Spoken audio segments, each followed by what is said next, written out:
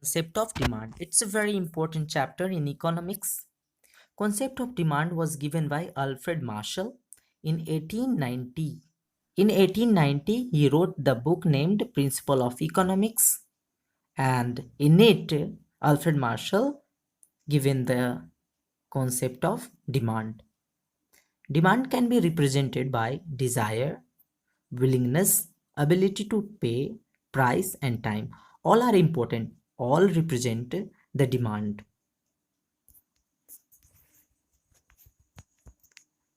Quantity demanded is a function of the following: price of one good, income of the consumer, price of substitute and complementary goods. We will talk about substitute and complementary goods in next slide. Taste and preferences and advertisement. The demand for a commodity and quantity demanded are two different concepts. Whereas demand refers to the quantity of a commodity which consumer plan to buy at various prices of a good during a period of time. But the quantity demanded is the amount of the good or services which consumer plan to buy at a particular price. So these are difference between demand and quantity demanded. Let us understand it with the help of these examples. If the price of any commodity is 2 rupee and we consume that commodity 2 unit of that commodity.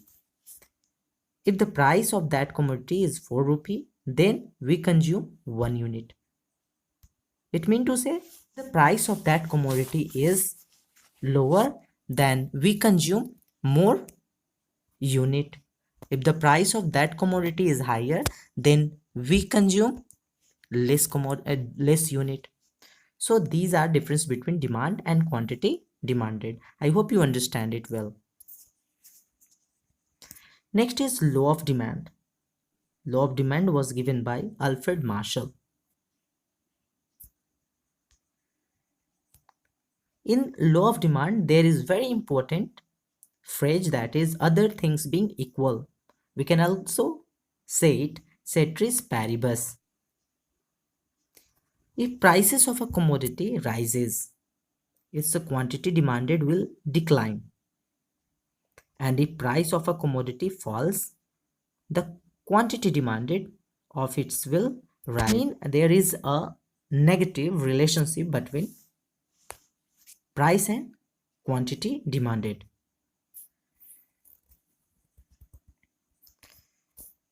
The law of demand can be illustrated through a demand schedule and a demand curve.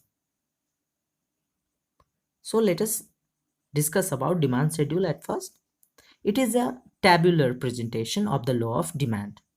Like this, it is a tabular presentation in which we write price and thereafter quantity demanded in unit.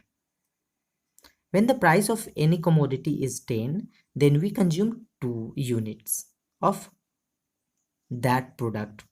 If the price gets decrease, then we demand more units.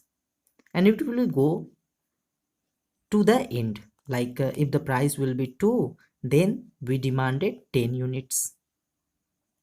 So there is a negative relationship between price and quantity demanded, and it is a tabular presentation because of it is a demand schedule. Next is demand curve. Demand curve is graphical statement of quantities of a good demanded by a consumer at various possible prices in a period of time. So it is a graph in which in the horizontal axis there is written quantity demanded and it is x-axis. In y-axis, price. When the price of any commodity is 10 rupee, then we demand 2 unit. If the price gets decline, then we demanded 3 unit. When 6 price is 6, then we demanded 4 unit, and it will be go on at the last.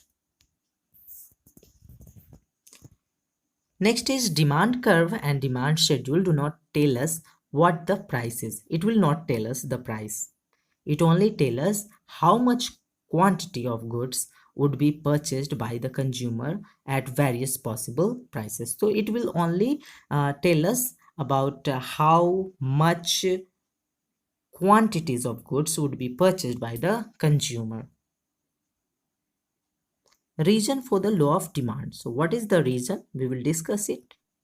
First is law of diminishing marginal utility. Law of diminishing marginal utility. This law is given by Marshall. As the consumer consume more and more of a good, the marginal utility derives from each successive unit keep on decreasing. If you want a glass of water, then at first glass of water you will get more satisfaction. Thereafter, when you get another glass of water, then you will get less satisfaction. Next is income effect. When price of a commodity falls, the consumer can buy more quantity of the commodity with his given income. So it is natural, like when the price of any commodity falls, then you now able to purchase more product. Next point is substitution effect. When price decreases, goods get cheaper and we consume and demand more.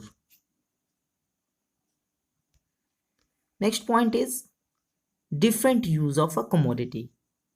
If the commodity have another uses, when price decreases and the people use this commodity in different use, then demand will be increases. Obviously demand will be increases because people use that commodity in another purpose. Now let us talk about the exceptions to the law of demand. So there are some exceptions which we have to read over here. First is Veblen effect. Thorstein Veblen propounded the doctrine of conspicuous consumption. So it was Thorstein Veblen. Veblen effect means goods having prestigious value. It means higher the price of the commodity, the higher its utility. There are some examples like diamonds, luxury cars, etc. Now let us talk about the another exceptions, that is Giffen goods. Giffen goods introduced by Robert Giffen, in which positive relationship between price and quantity demanded. So there is a positive relationship. When price decreases, the quantity demanded is also decreases. When prices increases, the quantity demanded is also increases, and the slope is upward like this.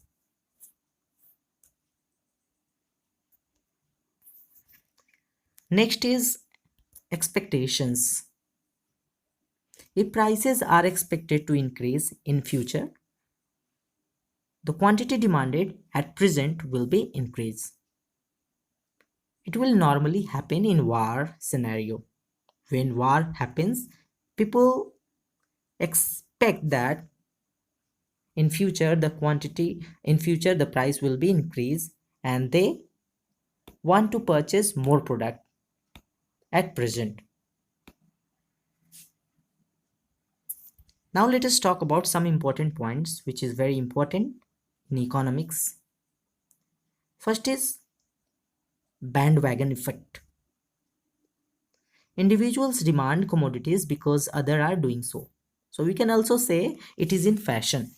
When someone purchases any product, then we also want to purchase that product.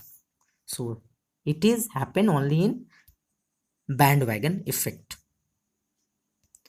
Now let us talk about snob effect.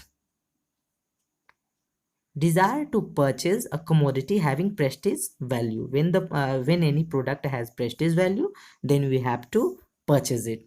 It only happen in snob effect. Another important word is substitute goods. When the rise in price of a good causes increase in demand for another good, the two goods are also called substitute goods. So here is some examples: tea and coffee. Let us assume that the price of tea is 50 rupee per kg and the price of coffee is 50 rupee per kg. If the price of tea increases and it will become 100 rupee per kg, then the demand of tea get decreases and the demand of coffee get increases because consumers shift from tea to coffee because the price of tea get increases and the price of coffee don't get increases. So it is called the substitute effect, and tea and coffee are substitute goods. Now let us talk about the another word, that is complementary goods. Complementary goods are those goods which are complementary with each other. Rises of price in any of them will lead to the decrease in the demand for the other goods. Here is the example of car and petrol. If the price of a car rises, then the demand of car get decreases. And when the demand of car decreases, then the demand of petrol also decreases. Because if no one purchase new car, then why he purchase petrol? Because petrol is only used in car, otherwise vehicles, right? So car and petrol are complementary goods. I hope you enjoy this class. We will discuss another topic in another video.